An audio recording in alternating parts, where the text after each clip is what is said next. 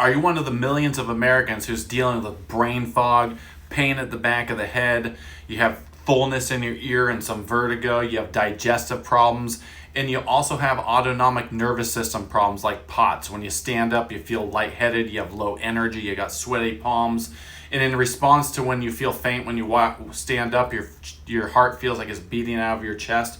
If this sounds like you, you're not alone. And many of these people, this started over the last 3 or 4 years after certain things were done in this country to lots of people.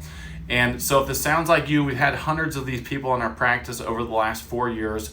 And we find even though they may have had some sort of cytokine inflammatory response from either COVID or something that was done to them, we find that when we get this upper neck area right here realigned and get the central nervous system to work the way it's supposed to, many times they recover. Now, we've made many of these videos, and some of the responses we've got are, well, how the heck is the neck related to something that happened or was injected into you? And it's really simple.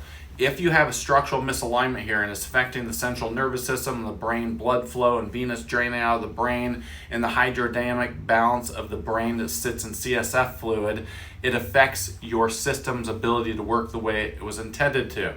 And so maybe you had a problem here prior to having these things done to you, but your body adapted. It was still working fine. You didn't feel terrible.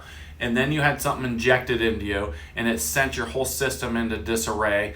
And because you had a misalignment here and your potential was decreased, your body just can't overcome it.